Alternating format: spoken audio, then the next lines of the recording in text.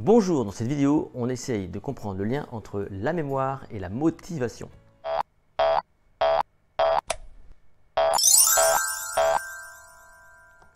Et pour vous motiver, je vous propose de vous rendre sur mon site https://lessecrets.com pour y télécharger une formation gratuite sur l'art de la mémoire. Il suffit juste de vous inscrire.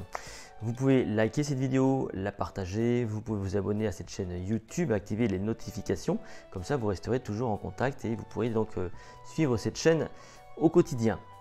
On va donc parler de motivation, comment ça marche, qu'est-ce qui la déclenche, et puis d'abord c'est quoi la motivation?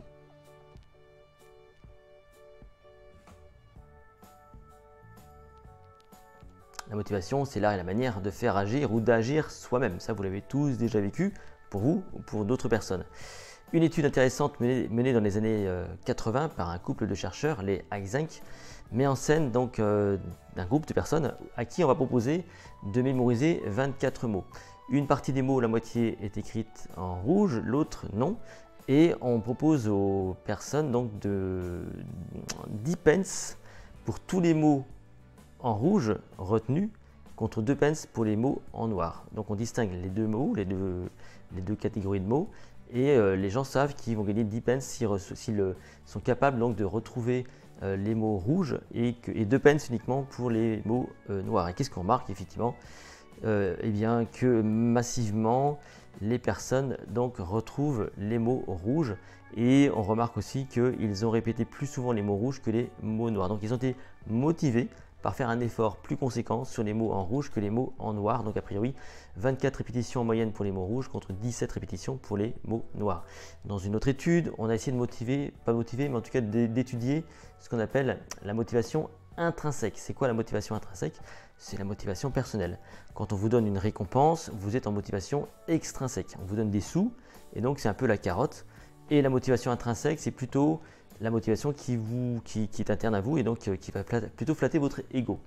Et donc on propose à des élèves d'apprendre des leçons avec deux objectifs différents. Pour un groupe, l'idée ce sera de devenir enseignant et donc de partager ce qu'il a appris avec le groupe.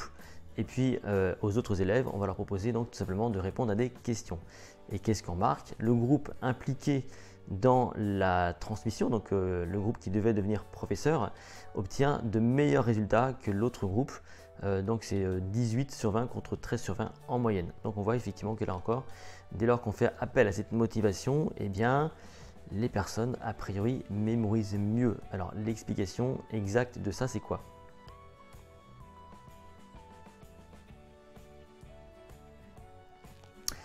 Tout est une question d'affect, de plaisir, de récompense, ça vous l'avez compris. Et donc en fait ça porte un nom, tout ça, c'est le circuit du plaisir ou le circuit de la récompense, qu'on appelle aussi le système hédonique. Le système hédonique va tout simplement impliquer des zones de votre cerveau, donc des connexions nerveuses qui vont relier deux zones précises. C'est ce qu'on appelle donc le noyau accumbens et l'aire tegmentale ventrale, la TV, ce que vous avez sous les yeux.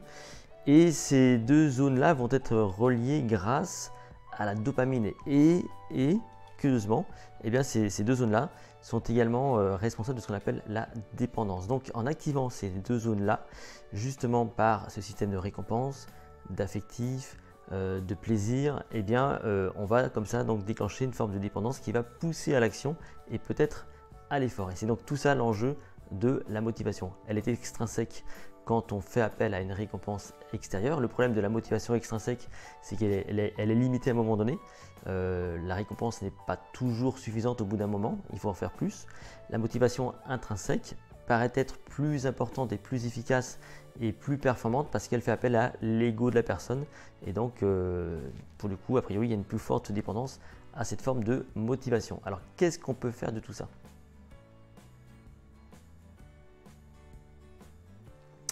D'abord, il faut comprendre que la motivation n'agit pas directement sur la mémoire, mais sur le contrôle de l'effort qu'on va faire pour atteindre un objectif. Donc, c'est plutôt une question de contrôle et ça permet donc à ce moment-là d'être plus efficace. On remarque également que la motivation, elle va jouer sur votre capacité à mieux vous organiser au final, donc vous allez mieux organiser pour atteindre une récompense. Et donc, ça va aussi jouer sur votre capacité attentionnelle. Vous serez fixé sur la récompense, comme ici cette coupe, et vous n'allez pas la perdre de vue et vous serez prêt à ce moment-là donc à faire les efforts nécessaires, notamment en répétition, pour atteindre cet objectif.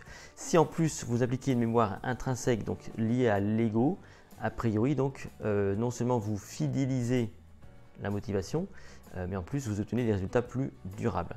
Donc la motivation, c'est à utiliser pour contrôler l'accès à l'effort, à l'attention, à la répétition, à tout ce qui va vous permettre donc d'atteindre votre objectif. Si cette vidéo vous a plu, vous pouvez la liker, la partager.